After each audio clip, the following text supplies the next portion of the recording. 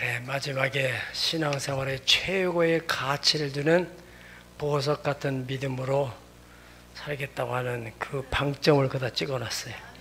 지난주에 설교 요약입니다. 예. 우리 마정인 집사님 성도 참 잘 타고 나가대요. 예수님 12제자 가운데 마태의 마자입니다. 성스러운 성이에요. 할렐루야. 자, 옆 사람과 축복 인사를 하십시다. 오늘 말씀을 듣고 당신의 평생에 행복하고 자유로운 삶이 됐으면 좋겠습니다.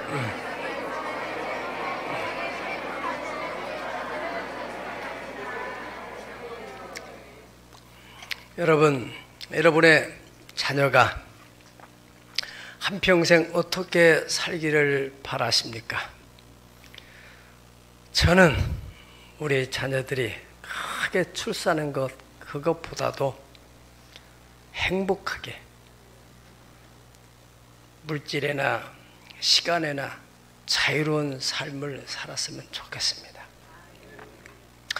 우리 하나님께서도 우리를 향하여 그렇게 생각하시리라고 믿습니다. 하나님께서는 우리를 죄악 가운데서 구원하셔서 구원받은 이후에 성도들이 늘 근심과 걱정과 염려와 불안함과 불행 속에 산다면은 그 구원에 무슨 의미가 있겠어요? 너는 그렇게 살다가 천국 와서 행복하게 살아라.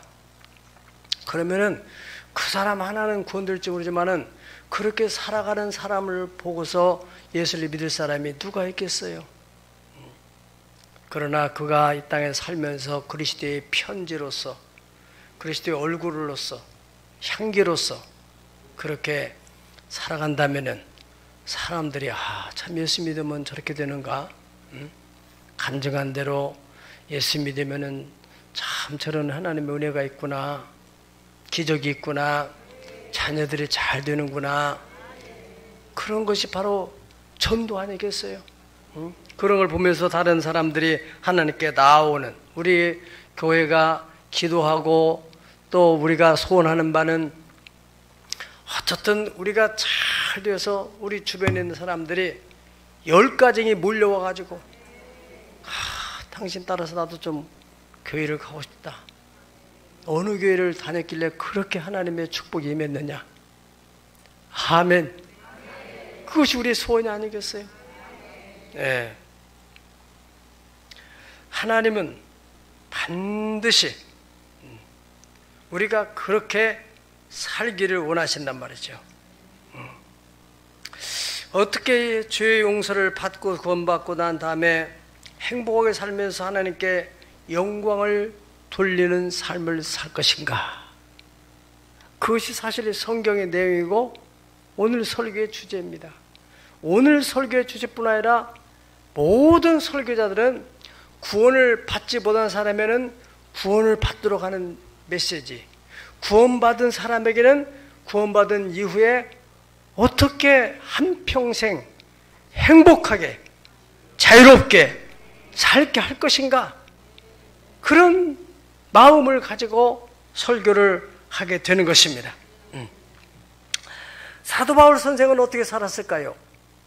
당연히 그의 삶 속에 많은 파란만장한 핍박과 환란이 있었지만은 그 내면 속에서는 어느 누구도 빼앗아갈 수 없는 마음의 평안, 행복함, 옥에 갇혔을지라도 그 마음에는 자유함을 가지고 살았다는 것이, 사도 바울 선생께서 갈라디아 데살로니가전서 5장 16, 17, 18절 내용 보면은 항상 기뻐해라, 쉬지 말고 기도해라, 범사에 감사하라. 이는 그리스도 예수 안에서 너희를 향하신 하나님의 뜻이다. 그렇게 메시지를 보내면서 자기는 항상 불행하고 우울하고 감사도 안 하고 더 답답해하고 그렇게 살았겠어요? 어떤 환경시대에 항상 기뻐하고 그렇게 살았어요. 그렇게 무엇으로? 돈으로? 자기 의지를 가지고 어떻게든지 우울한 마음이 있으면 우울한 감정을 몰아내고 기쁨으로 살려고. 그래서 오늘 본문의 4장에 보면은 4장의 6절에나 16절에 보면은 바로 너희들에게 내가 이 본을 보였다. 어떻게 예수 믿고 난 후에 어떻게 하면은 행복하게 사는가. 그리고 16절에도 내가 너에게 원하니 너희는 나를 본받으라. 할렐루야. 우리도 우리 자녀들에게 다른 건 몰라도 엄마 아빠가 사랑하는 것처럼 좀 본받으라. 인생살이가 별의별 일들이 있는 거 아니겠어요? 우리 한 주간에도 6월 달에도 그렇게 가물더니 막 폭우가 쏟아지고 이제는 또 막 땡볕이 내리쬐고 그리고 이제 앞으로는 또 뭐 태풍이 온다고 하는데 이것저것 생각하면 얼마나 좀 막막하고 답답하고 막 그럴 수 있잖아요. 이렇게 한 달 안에도 이런 일이 생기는데 한 1년 안에 또 살아가는 평생 속에 얼마나 많은 일들이 생겨요. 그때마다 막 이렇게 거기에 대해서 반응하고 거기에 대해서 반응하고 하다가 나면은 인생 끝나는 거예요. 어떤 환경이 있든지 어떤 사건을 만나든지 나는 감사하리라. 하나님을 사랑하는 자 곧 그 뜻대로 부르심을 입은 백성들에게는 모든 것이 합력하여 선을 이룬다는 이 확고한 믿음을 가진 사람. 오늘 본문을 통해서 사도 바울 선생은 바로 내가 어떻게 해서 행복한 자유인으로 살았는가 하는 이야기를 하고 있는 거예요. 네. 행복한 자유인으로 살려면은 첫 번째로는 충성된 사람이 되라 하는 것입니다. 네. 맡은 자에게 구할 것은 충성이라. 가정에서나 직장에서나 사회 어떤 구성원으로든지 간에 자기에게 맡겨진 일에 대해서 충성을 다하는 사람, 그 사람 어떤 사람이에요? 가정에서도 가장으로서 또는 아내로서 자녀로서 부모로서 자기가 맡겨진 일에 최선을 다하고 충성을 하게 되면은 인정받고 사랑받고 존경받게 되고, 직장에서도 마찬가지고 사회 어느 요소에서도 나 이래서 못했고 저래서 못했고 나 이제 짜증나서 못하겠고 이렇게 되면은 그 사람을 누가 인정해 주겠어요? 이름에도 불구하고 이 사람이 일을 다 처리해 놓고 왔구나. 이 사람이 몸이 안 좋은데도 끝까지 일을 다 완성하고 왔네. 그러면은 사장이 얼마나 마음에 감동을 받으시겠습니까?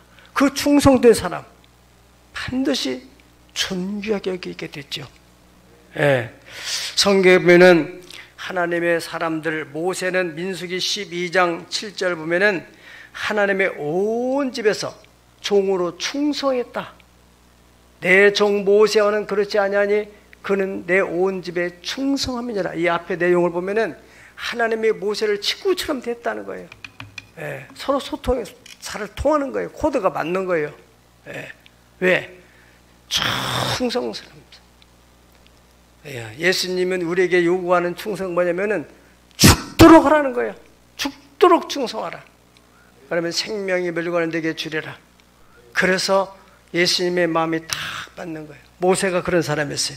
다니엘서 6장 4절 보면은 다니엘도 비록 바벨론 포로를 끌려갔지만은 그 왕궁에서 충성스러운 삶을 살았다고 그래 됐어요. 이에 총리들과 고관들이 국사에 대하여 다니엘을 고발할 근거를 찾고자 했으나 아무 근거, 아무 허물도 찾지 못해. 이는 그가 충성되어 아무 구립됨도 없고 아무 허물도 없음이었더라.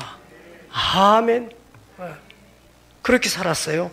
그게 다 우리 믿음의 선조들이에요. 왜 이런 걸 기록했어요? 이렇게 너희도 살아라. 왜 나를 무시하느냐? 왜 나를 인정해주지 않느냐? 그렇게만 하지 말고 인정받을 만 하도록, 사랑받을 만 하도록. 할렐루야. 아브라함, 믿음의 조상 아브라함에 대해서 느헤미야서의 9장 7절에 8절까지 이렇게 되어 있어요. 다 같이 읽어보실까요? 시작. 주는 하나님 여호와시라. 옛적에 아브라함을 택하시고 갈대아 우르에서 인도하여 내시고 아브라함이라 이름을 주시고 그의 마음이 주 앞에서 충성됨을 보시고. 아브라함의 그 마음이 주님 앞에서 충성됨을 보시고 그와 더불어 언약을 세워서 내가 이 가나안 땅 헷족속, 히족속, 브리스, 여부스, 기르가스 족속들이 거주한 땅을 너와 네 후손에게 주겠다 그랬어요. 충성됨을 보시고 저 여러분이 하나님 앞에서 충성됨을 하나님 보신다면은 바로 내가 너와 네 자손을 통해서 이런 복을 내려주겠다. 시편 101편 6절 보면은 내 눈이 이 땅에 어떤 사람 충성된 자를 살펴 나와 함께 살게 하리니. 아멘. 하나님의 눈은 온 땅을 두루 감찰하사 정말 충성스러운 사람을 살핀다는 거예요. 좋은 환경에서만 충성하는 게 아닙니다. 충성된 사람은 어떤 환경이든지 내게 맡겨진 직임에 대해서 내가 꼭 해야지. 우리 학교 다닐 때 학생들 입장에서 선생님 앞에 가서 우리가 숙제를 해고하는 데 있어서 선생님 나는 이래서 못했어요 저래서 못했어요 이러는 것과 어떻든 간에 최선을 다해서 숙제를 잘 해오면은 선생님이 얼마나 칭찬해줘요. 옛날 우리 시대에는 다 안 바쁜 아이들이 없어요. 요즘에는 학원 다니는 바쁘지만은 옛날에는 집에만 가면은 다 가방 놓고 들로 산으로 가서 부모님들 하는 일을 해줘야 되고 애기 봐줘야 되고 다 그래요. 그러면서도 자기 숙제를 다 해가지고는 선생님이 동그라미 치고 칭찬해주고 그렇지 못하면 얻어맞고도 터지고 그렇게 살았잖아요. 네. 자, 여러분 바울 사도 선생 일평생 어떻게 살았어요? 항상 기뻐하는 사람, 쉬지 않고 기도하는 사람, 범사에 이런 일이 있든 저런 일이 있든 기분 좋은 일이 있든 기분 나쁜 일이 있든 다 하나님의 섭리 가운데 있는 것인데 이 모든 것은 합해서 선을 이룰 것이다 라고 생각하며 살았던 그런 신앙의 가치관을 가지고 살았던 사람 어떻게 행복하지 않을 수 있겠어요? 네. 그래 본문 6절에서 바로 내가 이것을 본을 보였다. 16절에서는 뭐라고 그래요? 너희는 나를 본받으라. 이래도 한평생 저래도 한평생인데 그렇게 맨날 오만상을 찌푸리면서 살 이유가 뭐가 있냐? 그렇다 해서 인상을 찌푸렸다 해서 보조금이 나오느냐? 누가 뭐 얼마나 힘들냐고 그 위로가 무슨 대단한 위로입니까? 아무 도움이 안 돼요. 할렐루야. 네. 하나님의 눈 땅에 충성된 자를 살핀다고 그랬어요. 우리가 교회 일꾼을 세울 때도 디모데 전서 3장 11절 보니까 여자들 너희가 정숙하고 모함하지 않으며 절제한 모든 일에 충성된 자를 세우라는 거예요. 네. 어떤 직을 맡았든지 그 일에 충성을 다하는 그러한 일꾼. 잠언서 25장 13절 아주 중요한 요절을 다 읽어볼까요? 시작. 충성된 사자는 그를 보낸 이에게 마치 추수하는 날의 얼음 냉수 같아서 능히 그 주인의 마음을 시원하게 하느니라. 아멘. 추수하는 날 보리 추수라든지 벼 추수라든지 추수할 때 얼마나 막 목이 탑니까? 그런 날에 냉수 한 잔 같은 그런 사람이 바로 충성된 사람이라고 그랬습니다. 네. 네, 그러니까 주인이 얼마나 그를 기쁘게 생각했어요. 반면에 일을 하고 나면은 책망을 받게 될까 해서 늘 걱정하고 또 무슨 소리 안 들을까 적당히 눈가림하고 이거 적당히 넘어갈 수 있을까 그러는 사람이 어떻게 마음에 행복할 수 있겠어요? 최선을 다해서 안 하면 모를까 할 바에는 최선을 다해서 하는 거예요. 네. 네. 우리가 한문에도 진인사 대천명이라는 말처럼 사람이 해야 될 것은 최선을 다하고 그 다음에 하나님의 명을 기다리는 것이 신앙적 자세지. 나는 할 것은 하지도 안 하고 그저 하나님 도와주세요, 역사해 주세요. 공부도 안 하고 죄다 놀아놓고 기도해가 주여 도와주세요, 100점 맡겨주세요. 그러면 안 되죠. 할 수 있는 것 최선 다하고, 우리가 일을 하는데도 할 수 있는 최선을 하고 그래서 하나님의 축복을 구해야 될 줄로 믿습니다. 제가 지난주에는 민족사관학교가 어떻게 세워지고 어떤 분이 세웠는가 그걸 알게 됐어요. 최명재라고 하는 분이 원래 서울 상대를 나오신 분이더라고요. 지난 6월 말에 소천하셨는데 95세에 참 장수하셨어요. 이분이 하던 일이 잘못돼가지고 다 내려놓고 저 사우디에 가가지고 거기서 또 운전을 했대요. 운수업을. 그러면서 그 당시에는 이란과 이라크가 전쟁을 하는 가운데서도 물류 운송업을 했는데 그 업계에서 최명재 씨에게 일을 부탁하면은 틀림없이 그 사람은 그 원하는 장소에 원하는 시간에 물건을 딱 갖다 놓는다. 생명의 위협을 느끼는 그런 상황 속에서 그렇게 인정을 받았다는 겁니다. 그러니까 그분에게 일을 맡기고 거기서 돈을 많이 벌어가지고 와서 우리나라 와서 최초의 파스티라라는 우유를 만들었어요. 저온 살균하는. 그 당시 그것 때문에 뭐 언론에서 많이 시끄러웠던 걸 알고 있죠.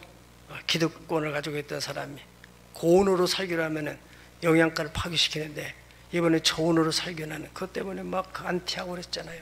어쨌든 저쨌든 간에 그걸로 또 돈을 많이 벌었어요. 그래서 이분이 약 1,000억이나 되는 돈을 가지고 민족사관학교를 세웠다는 거예요. 네. 거기에 38만 5천 평 정도를 사가지고 그 이제 원래 파스트리 우유도 그 대관령 거기에다가 목장을 만들어 놓고 거기다 우유를 공장을 세우고 이 돈을 많이 벌어서 그 당시에는 그 학교가 완전히 100% 다 무료로 전국에 있는 인재들을 다 불러 모아가지고 민족 정신을 가르치고 거기 학교 가면은 저는 가보진 않았지만은 이순신 장군의 동상과 또 누구요? 우리나라 아주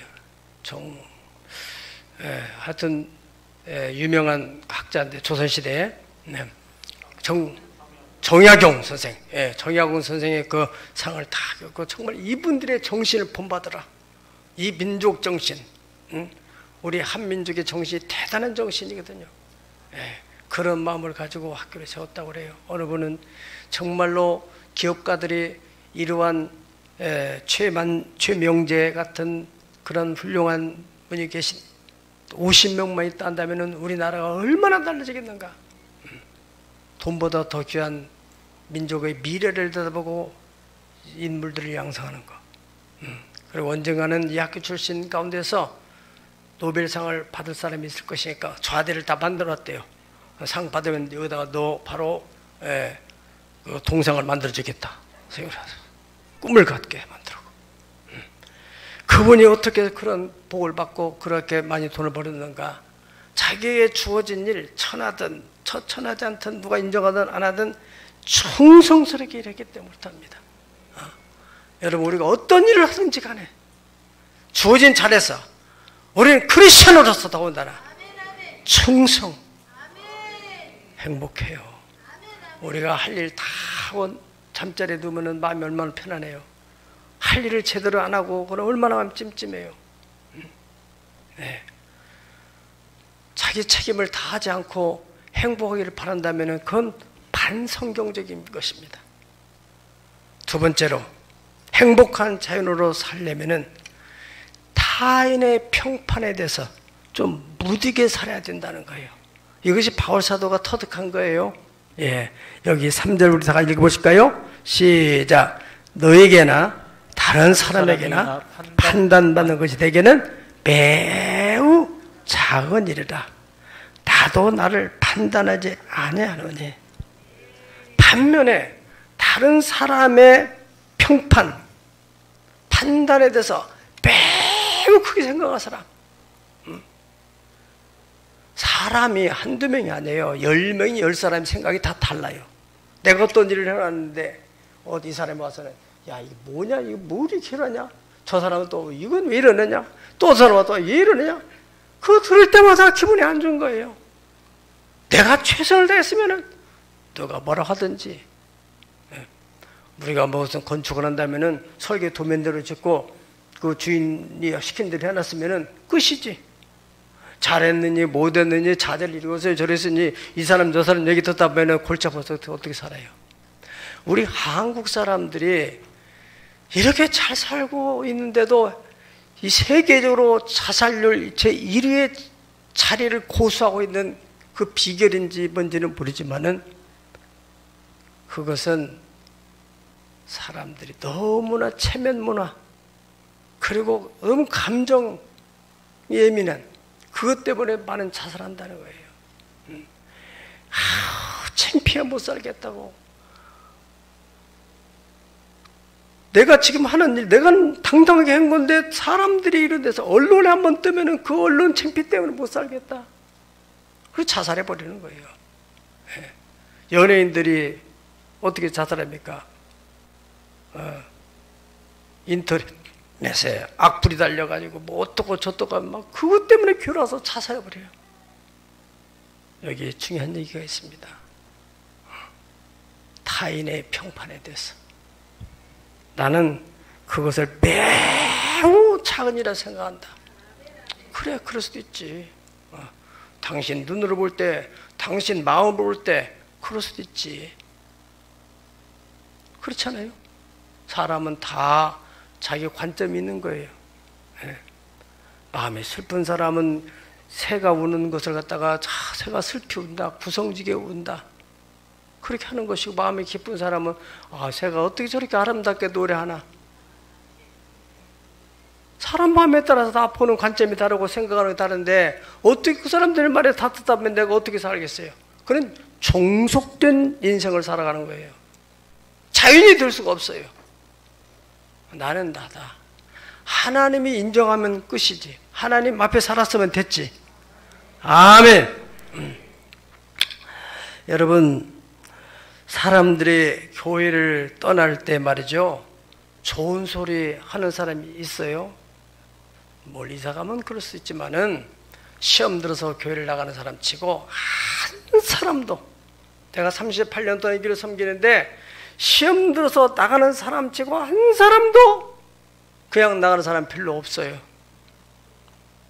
직접 만나서 간접적으로 누구한테 해가지고 교회가 어떻고 목사가 어떻고 사모가 어떻고 다 한마디씩 하는데 그 소리를 다 내가 마음에 담고 주야로 묵상하며 살면은 내가 얼마나 괴롭겠어요. 나는 그 이골이 났기 때문에 그러는가 보다. 당신은 나를 그렇게 봤을지라도 언젠가는 하나님이 나를 인정하고 그때는 당신도 알게 되리라. 그렇게 살아야지. 여러분 얘기도 마찬가지입니까? 오늘 이 성경을 쓴 사도 바울 선생님도 갈라디아서를 볼 것 같으면은 많은 마음에 없는 소리를 들어요. 저 사람이 사도냐 아니냐. 자기는 분명히 사도로 생각하고. 근데 예수님이 살아계신 당시에 있었던 제자들 그룹에서 같이 살고지 않고, 이 사람은 그때 핍박자였고, 그러다가 예수님 돌아가시는 후에 나중에 다메스 도상에서 그 예수님을 영적으로 만나면서 이 사람이 변화돼서 사도가 됐잖아요. 그래서 사도권에 대해서 많이 이런 저런 얘기들이 많이 있었어요. 거기에 갈라디아서를 쭉 자기에 대한 변종을 하면서 마지막 6장 17절에 누구든지 이후로 나를 괴롭게 하지 말아라. 내 몸에 예수의 흔적이 있다. 아멘. 딱 정리하고 가는 거예요. 이게 자유. 여기에 행복이 있는 거예요. 이런 마음으로 갖지 않는 한 너무 힘든 거예요. 저도 작은 목회를 했지만은 이런 저런 얘기에 시달릴 때마다 내 입에서 부르는 찬송은 내 모습이 대로 주받옵소서.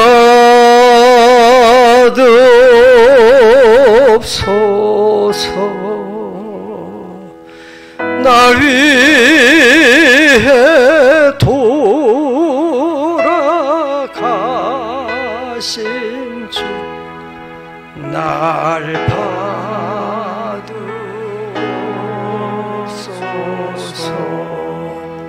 내 모습 이대로 주님 앞에서. 로마서 8장 1절에서 2절까지 사도 바울은 로마 성도들을 향해서 그렇게 말하고 있습니다. 그러므로 이제 그리스도 예수 안에 있는 자에게는 정죄함이 없는, 있는 그리스도 예수 안에 있는 생명의 성령의 법이 죄와 사망의 법에서 너를 해방했으니까 누가 무슨 말 하더라도 너는 꿋꿋하게 예수의 피로 사함받은 자녀라는 의식을 가지고 살아라.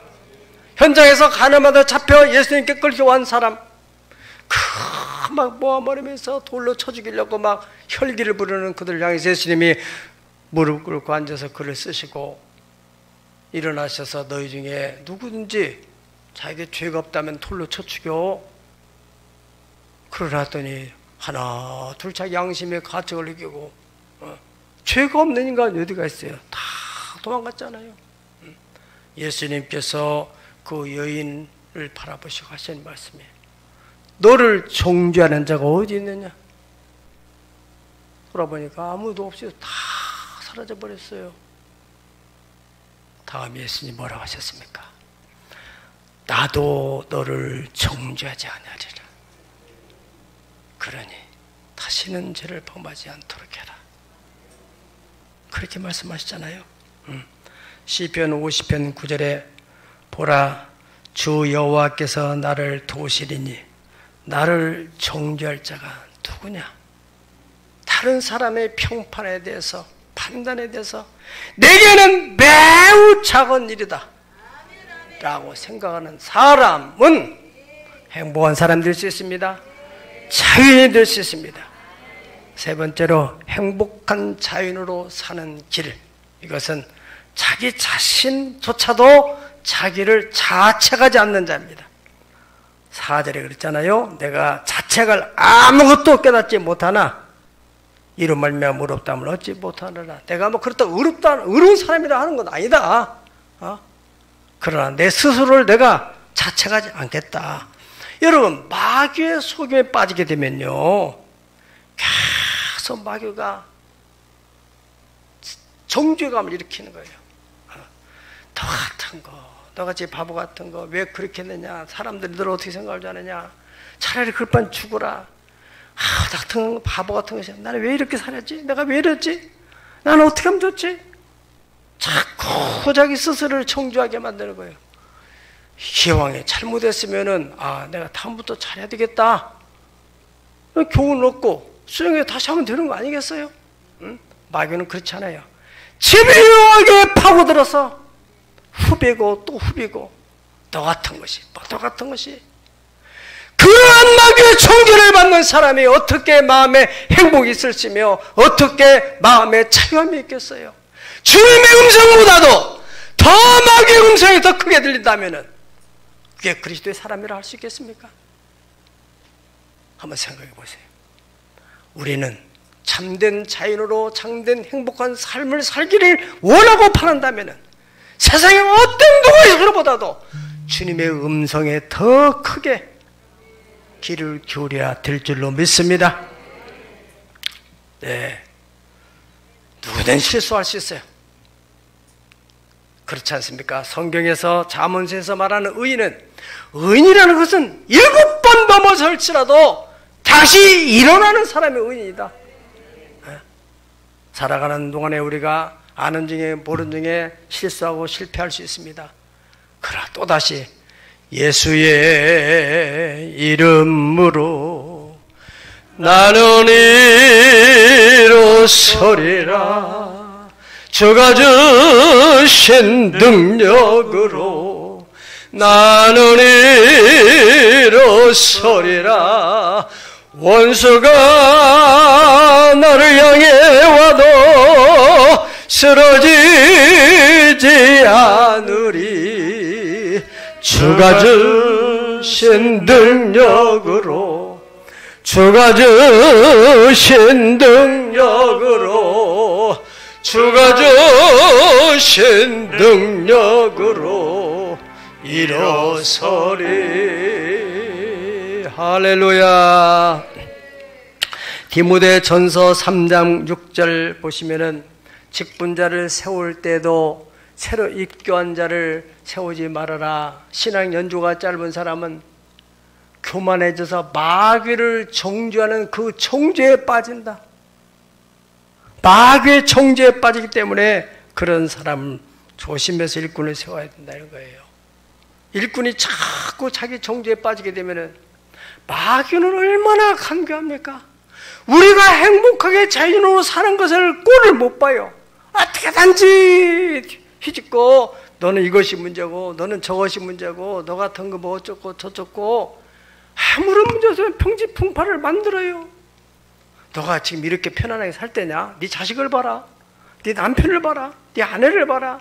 너 내일에 무슨 일이 날 줄 아느냐? 자꾸 의심과 걱정과 염려와 불안한 마음을 자꾸 부추기는 것이 뭐예요? 마귀의 전문적인 술책이란 말이죠. 거기에 속아나면 어떻게 있어요? 네. 요한복음 10장 10절에 예수님께서 도적이 오는 것은 도둑질하고 죽이고 멸망시키러 오는 것이다. 그 도둑의 사명이니까. 이 도둑이 어떤 도둑이야? 마귀지.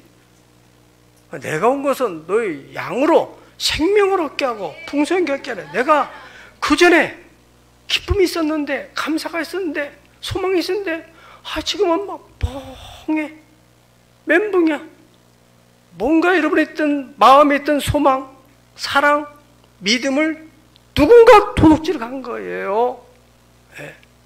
도둑이 와서 나도 모르는 사이에 훔쳐간 거란 말이죠.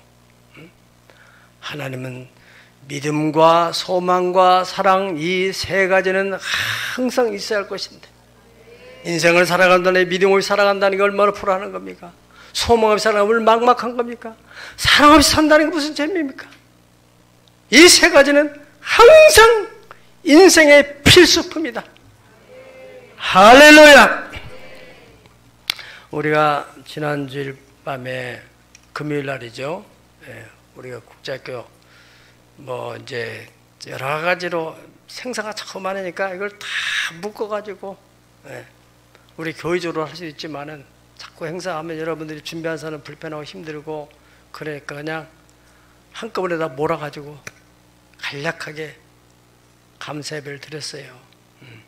우리 성도들이야 당연히 우리 교회에 쓰는 것이지만은 또 우리가 국제학교 우리 교회를 안 나오는 학부모 입장을 볼 때는 얼마나 지금 우리가 우리 자녀 공부시키는데 참 그런 좋은 마음을 가지고 있는 사람이 있는가 하면은 그렇지 못한 마음을 가진 사람도 많아요.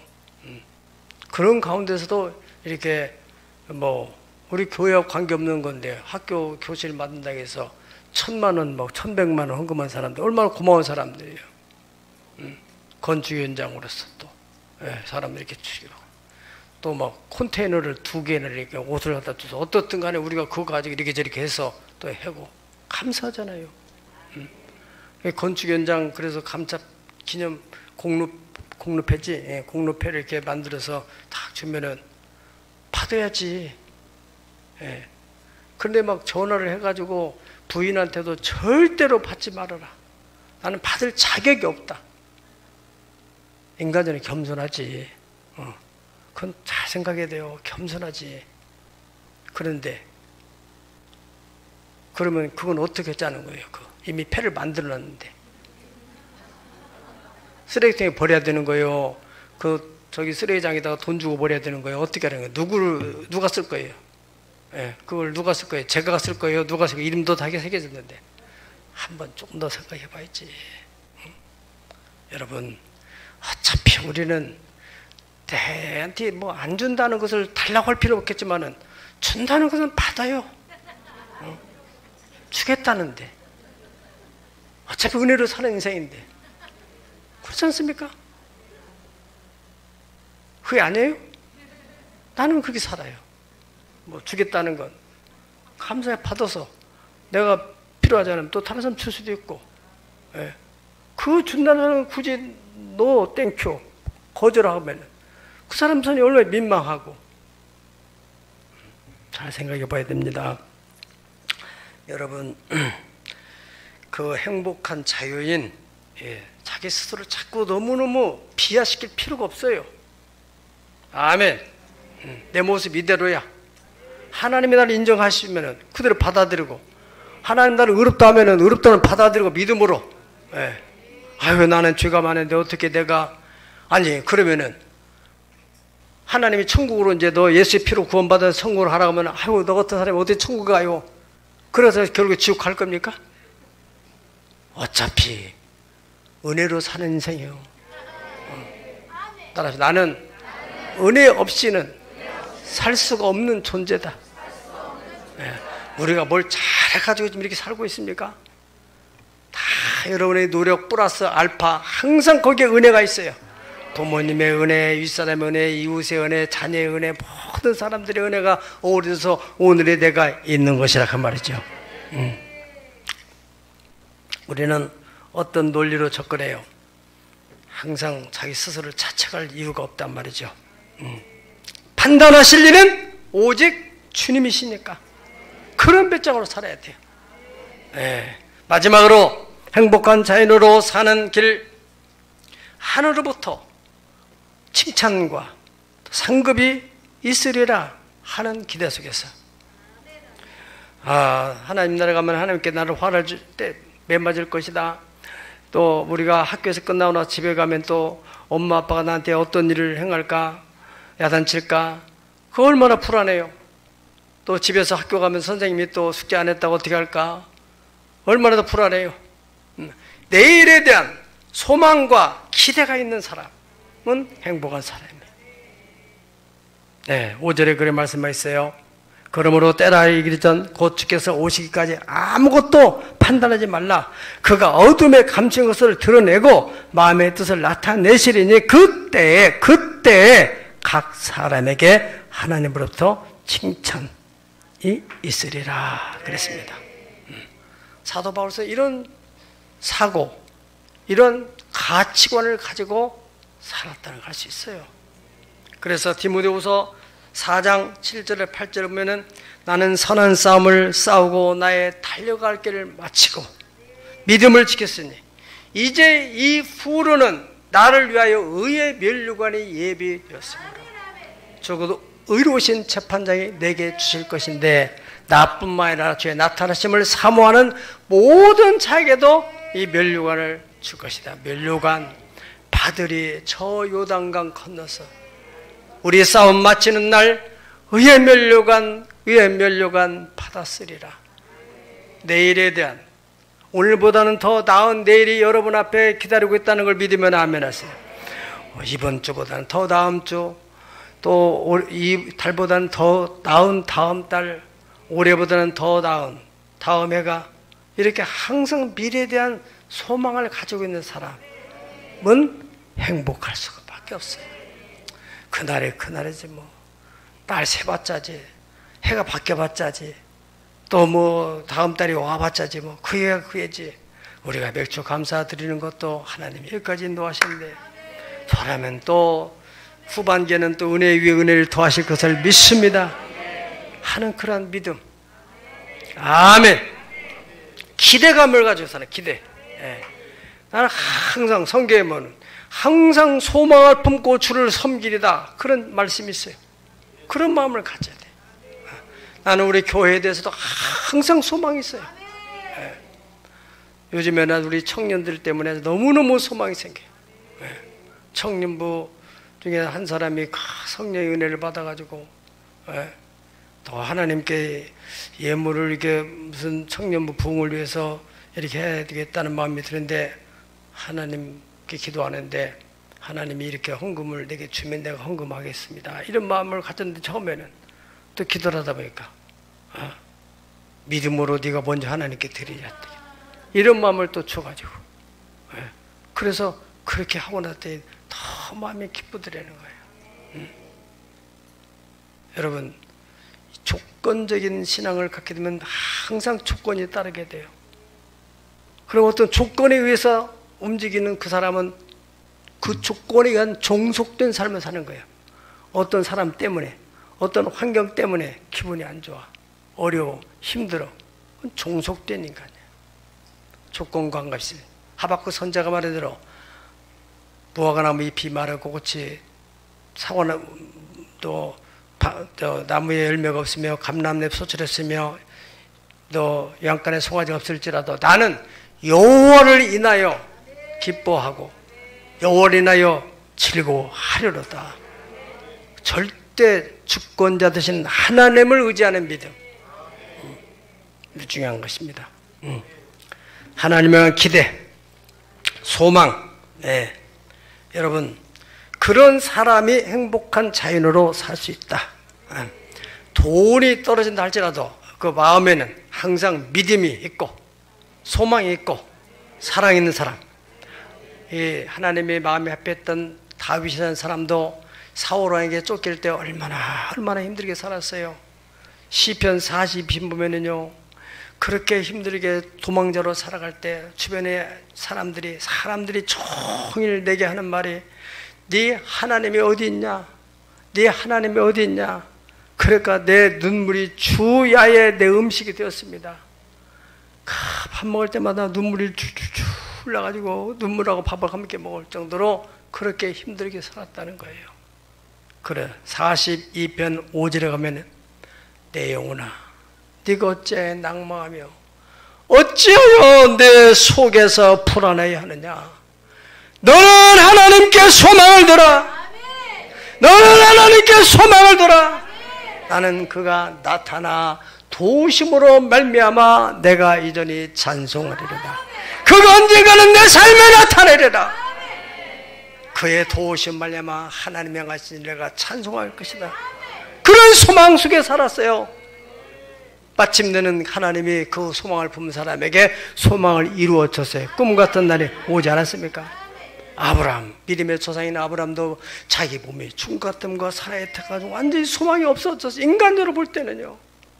그래 불구하고 믿음이 약하지 않고 믿음의 약속을 의심하지 않고 믿음에 견고해져서 하나님의 약속하실 능히 이루실 줄을 확실하게 믿는 소망. 믿음은 바라는 것들의 실상이요 보지 못하는 걸 증거하는 그런 소망감. 믿음과 소망은 손바닥 양면과 같은 거예요. 믿음 있는 사람이 소망이 없다. 그건 말이 안 되는 거예요. 소망이 있는데 믿음이 있는데 믿음 없는 소망이 어디 있겠어요? 네. 뗄래야 뗄 수 없는 불가분의 관계. 아브라함은 그래서 하나님께서 100세의 아들을 주셨다는 사실입니다. 우리 믿음의 사람은 죽음 뒤에도 부활의 소망이 있어요. 당신 이제 못 고친다. 준비하라. 그러면 이 눈 딱 감는 순간에 새로운 세계가 열리는구나. 그때 우리는 어떤 말씀을 묵상해야 돼요? 나는 부활이요 생명이니 죽어도 살겠고 살았으면 영원히 죽지 않는다. 너는 마음에 근심하지 말라. 하나님 믿으니 또 나를 믿으니 내 아버지 믿으니 거할 곳이 많이 있도다. 내가 너를 위해서 서울을 예배가는데 내가 예배하면 다시 와서 나 있는 곳에 너희도 있게 해주겠다고 하시는 그 주님의 약속의 말씀을 의지하는 사람에게 소망이 없겠습니까? 고린도전서 오늘 본문의 4장 5절에 말씀하신 대로 그러므로 때가 이르기 전 곧 주께서 오시기까지 아무것도 판단하지 말고 그가 어둠의 감정을 드러내고 마음의 뜻을 나타내시니 그때 각 사람에게 하나님부터 오는 칭찬이 반드시 있다. 누가 행복한 사람으로 자연으로 살 수 있는가? 자기의 주어진 일에 대해서 충성을 다하는 사람, 타인의 평판을 무디게 반응하는 사람, 그리고 자기 스스로를 자책하지 않는 사람, 그리고 항상 하나님을 향하여 소망의 문을 열고 사는 사람, 그렇게 사실 수 있기를 축복합니다. 기도하겠습니다. 다 같이 기도하실 때 하나님 아버지 참된 행복 자유인으로 살기를 주님 원합니다. 돈이 있어야 행복한 것, 그 하나의 조건은 되었으면 절대적인 필요 조건은 안 되는 것은 우리는 알고 있습니다. 없는 것보다 낫겠죠. 건강도 마찬가지입니다. 어느 곳에 있든지 무엇을 하든지 어떤 형편에 처하든지 예수님으로 말미암아 만족하고 행복하고 소망권에 살 수 있는 자유인이 되게 하옵소서. 기도합니다. 거룩하시고 자비로우신 하나님 우리 아버지, 오늘도 은혜의 보좌에 나왔습니다. 2022년 전반기도 하나님의 은혜 가운데 잘 지내게 하신 것 감사합니다. 후반기도 하나님의 은혜를 더하실 줄 믿습니다. 하나님의 은혜, 하나님의 은혜, 이 쓸데없는 자 왜 구속하여 주는지 나는 알 수 없습니다. 내가 믿고 또 의지하면 내 모든 형편 아시는 주님께서 늘 돌봐줄 것을 나는 확실히 믿습니다. 믿음 가운데, 소망 가운데, 사랑 가운데 살게 도와주시옵시고 마귀의 정죄를 당하지 않게 도와주시기 원합니다. 하나님 우리 약함을 아십니다. 우리의 부족함도 아십니다. 그럼에도 불구하고 예수의 피로 우리를 씻으시고 정한 마음을 창조하시고 정직한 영으로 새롭게 하시는 것 감사합니다. 나도 나를 정죄하지 아니하리니 너는 다시는 죄를 범하지 말으라고 주님 말씀. 의인이라는 것은 7번 넘어질지라도 다시 일어난 자란 말씀. 우리가 지난날 전반기에 실패했을지라 실수할지라도 후반기에 다시 믿음으로 예수의 이름을 힘입고 일어설 수 있게 도와주셔. 일어나 걸어가라 말씀하신 아버지 하나님 말씀을 의지할 수 있게 도와주시기를 간절히 빌고 원합니다. 절대 좌절의 늪에 빠지지 않게 도와주시옵소서. 수호진의 최선을 다하는 충성된 마음을 하나님 원하는 온 땅을 두루함터라서 충성되자를 차신다 말씀하십니다. 아버지 하나님 타인의 평판에 대해서 너무 예민하게 살지 않게 도와주옵소서. 아버지 무디게 내 모습 이대로 주님이 기억하시면 촉하리, 주님이 하시면 촉하리, 이 믿음으로 살아가시는 저희들 되게 도와주시기를 간절히 빌고 원합니다. 아버지 빌고 원합니다. 하나님 우리 하늘의 원수들에게 제 은혜 베풀어 주시옵소서. 하나님 여기까지 오신 예배는 하나님 아버지 후반기에도 하나님의 영광을 바라보고 즐거워합니다. 소망 중에 즐거워하며 혼란 중에 참여 항상 기도에 힘쓰게 도와주시기 원합니다. 소망의 풍성함이 일어나서 약속을 겹으로 받던 믿음의 선진들을 본받을 수 있는 저희들 되게 도와주시기를 원하고 바랍니다. 하나님 도와주시옵소서. 오 주님 감사합니다.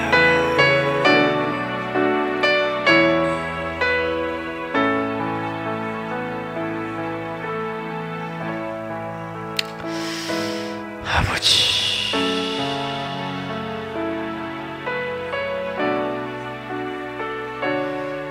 고단한 인생길 힘겨운 오늘도 예수 늘 함께 하시네. 후회도 염려도 온전히 맡기리 예수 늘 함께 하시네. 믿음의 눈으로 주를 보리 이 또한 지나가리라.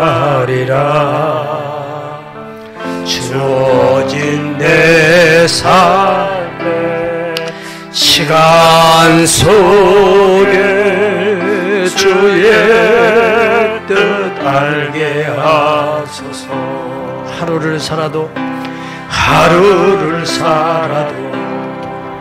기쁨으로 살리 예수 늘 함께 하시네.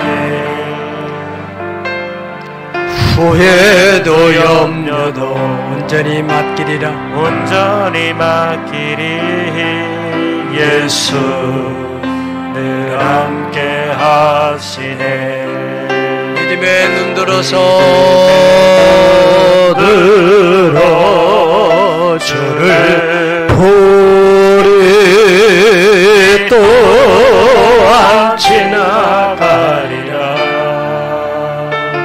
주어진 내 삶의 시간 속에 주의 뜻 알게 하소서.